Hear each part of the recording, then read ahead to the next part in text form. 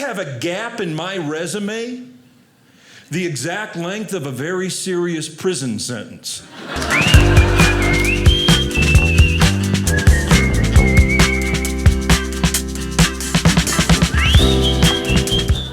Years now without a cigarette. I took up overeating. It's like I took my money off of lung cancer and put it on heart attack to win. I'm not fat. I'm American. Yeah, the rest of the world, I might be obese. In America, I'm from Michigan. I love America, land of the free, home of the brave, nation to the fattest people on earth. Really, there's no one starving in this country. Oh, I know there's people hungry, and I know there's people that are eating stuff they'd rather not be eating, but there's no one starving, not to death. Now, last people I remember reading about starving to death in America were Lady Gaga and Mary-Kate Olsen. I'm walking through a park and I'm watching children feeding bread to the birds. And I think to myself, you know, if there were really people starving in this country, you would not see children feeding bread to the birds. You wouldn't see birds.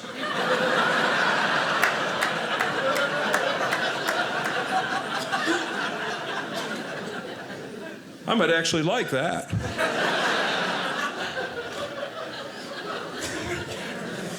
Because I'm a carnivore. I'm also an artist.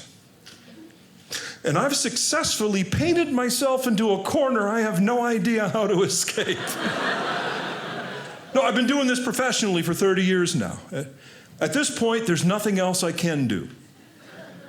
No, I have a gap in my resume the exact length of a very serious prison sentence.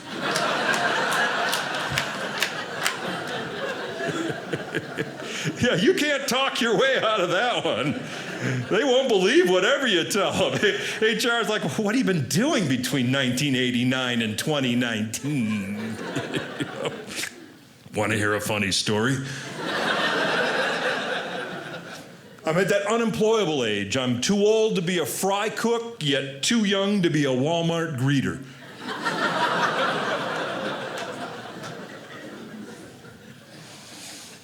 So here I am. At least I don't have to worry about student debt.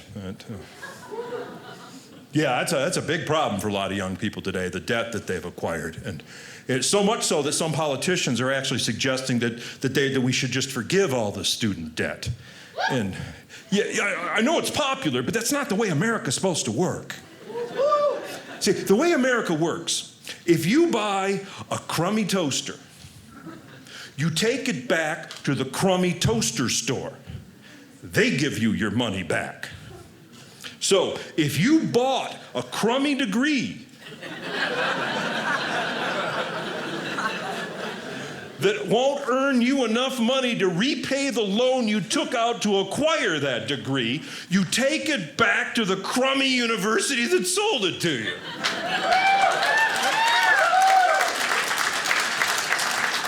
It's kind of their fault. There should have been some warnings. We're a nation of warnings. You buy a pack of cigarettes, they're going to say, well, this might give you cancer. You go into a casino, warning right there, you might have a gambling problem. It should be printed in every college catalog, right next to Gender Studies 101. It should say, you know you're not getting a job with this.